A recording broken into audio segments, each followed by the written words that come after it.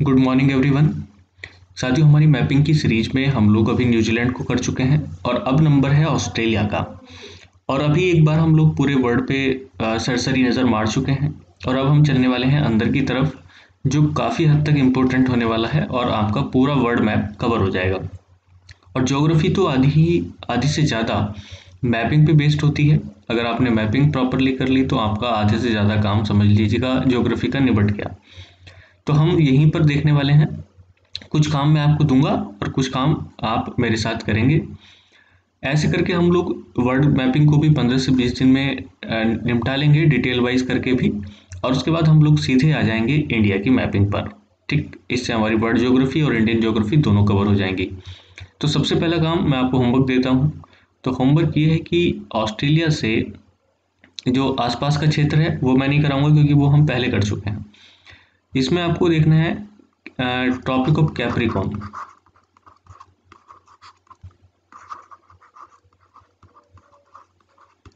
Tropic of Capricorn कहाँ कहाँ से गुजरती है वो आप लोग एक बार देख लीजिएगा अपने हिसाब से। बाकी सारी जानकारी मैं दे रहा हूँ। तो चलिएगा एक अच्छी खासी नज़र मारते हैं ऑस्ट्रेलिया पर। तो ये ऑस्ट्रेलिया आपको दिख ही रहा होगा, बड़ा सा है, थोड़ा सा मैपिंग गड़बड़ है ये, लेकिन इससे अच्छा मैप मुझे मिला नहीं तो मैं इस वजह से इसको करा रहा हूँ। तो ऑस्ट्रेलिया कई हिस्सों में डिवाइडेड है। आप देखेंगे ये है वेस्टर्न ऑस्ट्रेलिया, ये है नॉर्थ टेरिटरी यानी कि नॉर्दर्न ऑस्ट्रेलिया, एक साउथ ऑस्ट्रेलिया है। ज़्यादातर बटे हुए हैं इसी तरीके से। ये है इसका क्वींसलैंड, रंग से भी आप अंतर देख सकते हैं। और ये है न्यू साउथ वेल्स। ठीक है, न्यू साउथ वेल्स के जंगल आपने सुने होंगे कई बार, जब आग लग जाती है तो वो चर्चा में आ जाते हैं। और ये सारी चीज़ देखने के बाद आप कुछ मोटी मोटी शहर देखेंगे यहाँ के, जैसे ब्रिस्बेन। ब्रिस्बेन के नीचे है गोल्ड कोस्ट। ठीक है, नीचे देखेंगे सिडनी, ये है कैनबरा। तो ये तो राजधानी क्षेत्र है, तो आप लोग देख सकते हैं ये राजधानी क्षेत्र है, कैपिटल। ये है मेलबर्न और ये है एडिलेड और ये है पर्थ। आपने देखा होगा कि ऑस्ट्रेलिया में और न्यूजीलैंड में गेम्स काफ़ी ज़्यादा इंपॉर्टेंट होती हैं और उसकी बहुत सारी जनसंख्या गेम्स में लगी रहती है। तो यहाँ पे क्रिकेट टीम आप जानते ही हैं। पर्थ मैदान, एडिलेड, सिडनी, ब्रिस्बेन, ये सब वो जहाँ स्थान है जहाँ पर इन्होंने स्टेडियम भी बनवाए हैं। ठीक है, तो ये सारी चीज़ें आपको देखनी है यहाँ पर। इसके अलावा हम लोग बहुत सारी चीज़ देखने वाले हैं। एक्चुअल में पर्थ यहाँ पे आप दिख रहा है, तो यहाँ पे एक रेंज हो रहा है। ठीक, और ये रेंज कौन सी है? ये रेंज आपकी है डार्लिंग रेंज। ठीक, इस डार्लिंग रेंज में एक्चुअल में रेंज भी पढ़ेंगे हम प्राकृतिक वाला। तो डार्लिंग रेंज में क्या है कि मामला यहाँ पर भूमध्य सागरीय जलवायु है। जलवायु अलग अलग प्रकार के है ना, भूमध्य सागरीय जलवायु। भूमध्य सागरीय जलवायु होने की वजह से यहाँ पर इस प्रदेश की खास बात है खट्टे फल। जो खट्टे फल होते हैं, आपने देखा हो कि ऑस्ट्रेलिया के पास तो खट्टे फलों के लिए भूमध्य सागरीय जलवायु बड़ी इंपॉर्टेंट होती है। तो यहाँ पे भी इस रेंज में भी खट्टे फलों का एक बड़ा विस्तृत क्षेत्र डेवलप हुआ है। और पर्थ एक पोर्ट है, यहाँ पे आप दिख रहा है। और यहाँ से खाद्य प्रसंस्करण, किसके लिए? खाद्य प्रसंस्करण के लिए।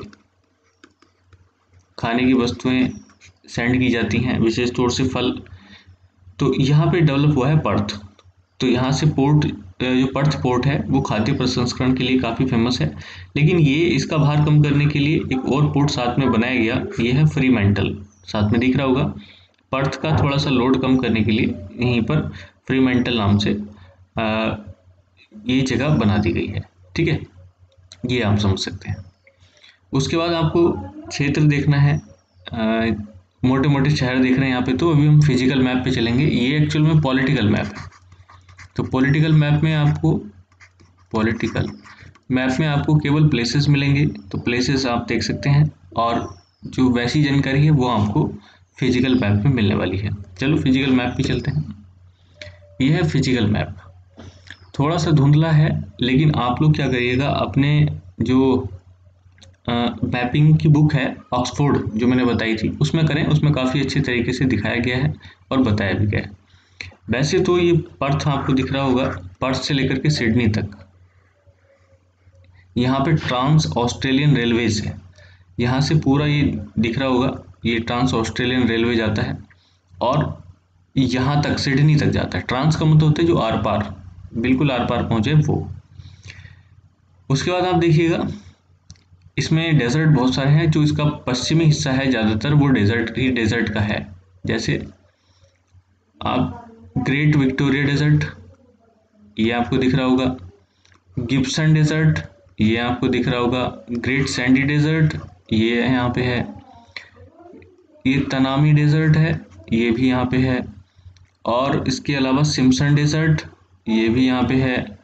ठीक है, और इसके अलावा भी जो छोटे छोटे डेजर्ट हैं वो आप लोग इधर उधर देख सकते हैं। ये पूरे ऑस्ट्रेलिया में फैले हैं, और ये जो वाइट कलर का सा थोड़ा आपको दिख रहा है ये सारा डेजर्ट रेंज है, यानी कि पश्चिमी भाग ऑस्ट्रेलिया का ये लगभग डेजर्ट से ही घिरा हुआ है।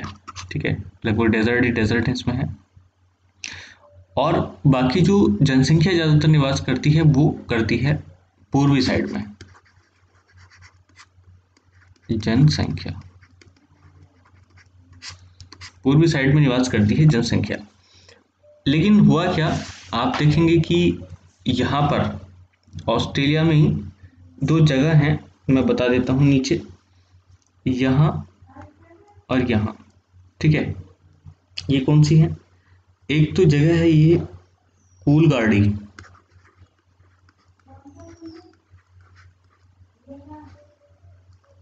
और उससे ऊपर है कालगुरली।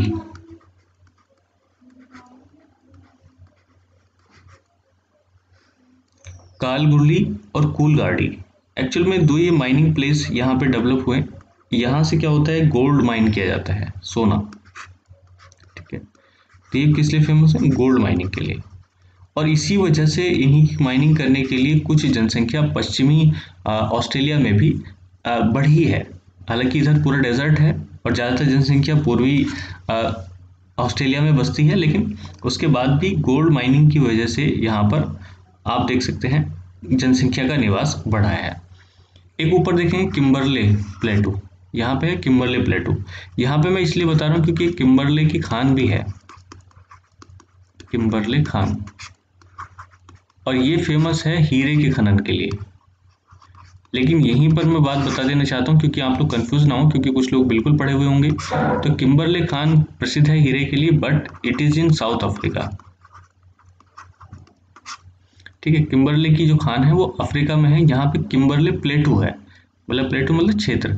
ठीक है, और यहाँ मैं बता ही रहा था एक रेंज है डार्लिंग रेंज। ठीक है, ये है डार्लिंग रेंज।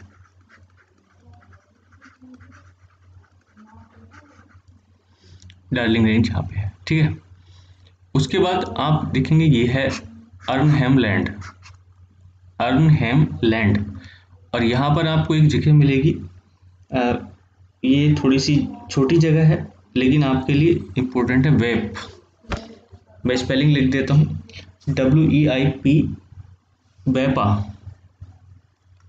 WEIPA, vapour. तो यहाँ पे ये और ये बॉक्साइट के लिए फेमस है। और आपको पता होगा कि ऑस्ट्रेलिया वर्ल्ड पे नंबर 1 है बॉक्साइट में, बॉक्साइट में फर्स्ट स्टेट पे है।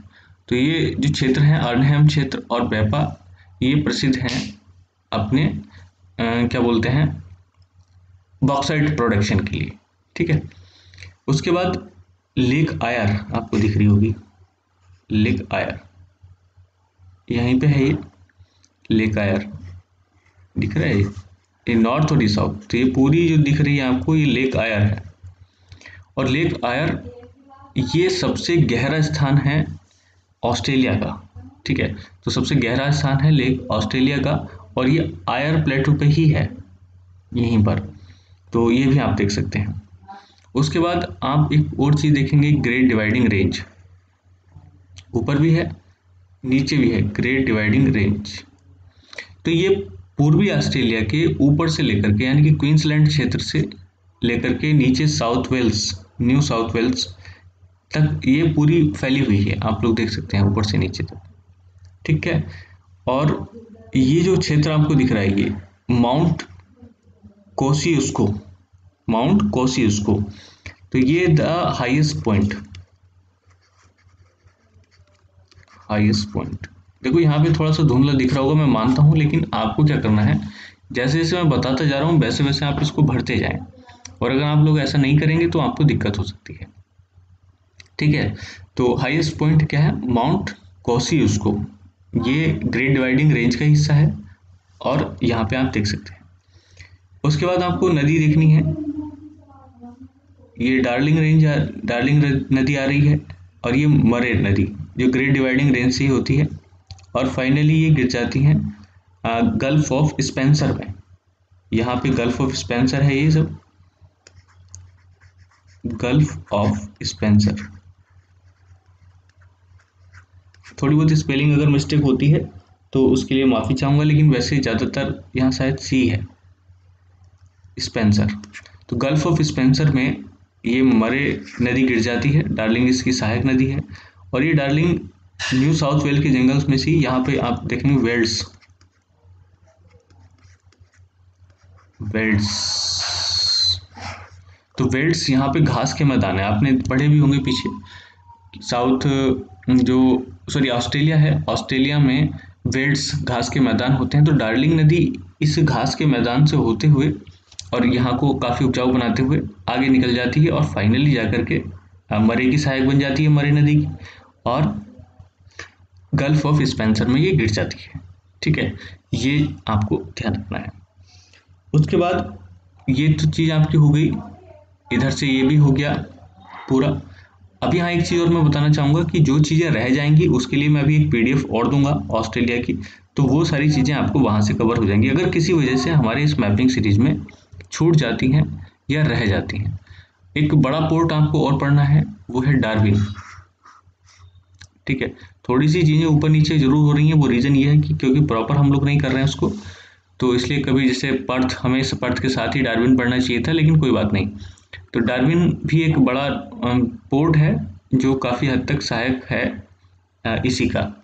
यहाँ पे ये जो क्षेत्र बीच में आप दिख रहे हैं, ये यहाँ पे है Great Artesian Basin, Great Artesian Basin. यहाँ पे एक बड़ी जगह है, मैं आपको आर्टिजन बेसिन बताता हूँ मामला क्या होता है एक्चुअल में, जैसे आप ये समझ लीजिएगा। ओहो, ये लाइन ही गलत खींच गई, यहाँ से इसको हटाना पड़ेगा पेन। ये देखिएगा, ये और ये, इसमें एक लाइन और, एक लाइन और, ठीक है। इसको आपको अलग रखना है और इसको आपको अलग रखना है। तो होता क्या है कि जब बरसात होती है, ठीक है, वर्षा, तो वर्षा की वजह से पानी इन क्षेत्रों में, जैसे ये चट्टान है, ये मजबूत चट्टान है, तो क्यों कह लीजिएगा कि जो आर्टिजन बेसिन है, जो आर्टिजन बेसिन है, आर्टिशन, एक मिनट स्पेलिंग में भी चेक कर लेता हूँ मैं, हाँ आर्टिशियन। तो आर्टिजन बेसिन क्या होता है कि ट्रिपल लेयर्ड प्लेस होता है, एक लेयर, लेयर 2, लेयर 3। तो ट्रिपल लेयर्ड कुछ ऐसी संरचना होती है जिसमें जो वर्षा का पानी है वो संचित हो जाता है, वर्षा जल। तो जल संग्रहण क्षेत्र के लिए बहुत बड़े प्लेस होते हैं आर्टिजन बेसिन। तो आर्टिजन बेसिन में जब फिर क्या होता है कि जब कभी जरूरत पड़ती है तो यहाँ पे आर्टिजन वेल बनाए जाते हैं, जैसे कुएं यहाँ से बना दी, यहाँ पे प्लेस है तो आर्टिजन वेल यहाँ पे बनाए जाएंगे। वेल, कुआ क्या होता है, कुआ, स्पेलिंग देख लेना अपने आप से। तो आर्टिजन वेल बनाए जाते हैं, यहाँ से फिर पानी का उसका इस्तेमाल किया जाता है। तो आर्टिजन बेसिन समझ गए, तो ये है ग्रेट आर्टिजन बेसिन यहाँ पर, ठीक। उसके अलावा और इसमें क्या वजह है देख लेते हैं। और तो विशेष कुछ इसमें दिख नहीं रहा। कोशिश करूंगा कि मैं बाकी तो इसमें कवर करने की, लेकिन अगर कुछ छूट जाता है तो उसको आपको पीडीएफ में कवर करा दिया जाएगा, तो टेंशन की आवश्यकता नहीं है बिल्कुल भी। बस कुल मिलाकर के आपको स्टडी करनी है। एक सेकंड रुक जाइएगा, मैं चेक कर लेता हूँ और कुछ बचा है क्या।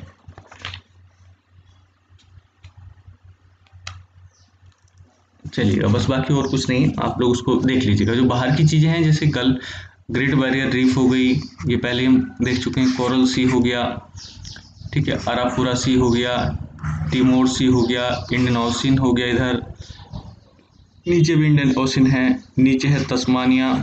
तस्मानिया और ऑस्ट्रेलिया के बीच में बास स्ट्रेट है, BASS बास स्ट्रेट, ठीक है।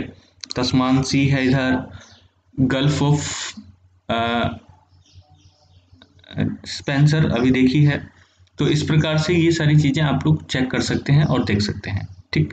बड़े बड़े शहर और बड़ी बड़ी चीज़ें यहाँ पे कवर की जाएंगी। और हाँ, एक चीज़ और, वैसे तो आपको पता होगा कि ऑस्ट्रेलिया काफ़ी फेमस है ऊन वगैरह के लिए, क्योंकि भेड़ें बहुत पाली जाती हैं यहाँ पे। तो वो भी चीज़ें आपको मिल जाएंगी मगर पीडीएफ में, ठीक है। यहाँ पे जो देखने वाली चीज़ थी या समझने वाली थी प्राकृतिक चीज़ें, वो समझ ली हैं। और बाकी जो इकोनॉमी है यहाँ की जो अर्थव्यवस्था है, ट्रेड है, वो हम लोग पीडीएफ के माध्यम से कवर करा देंगे। जय हिंद।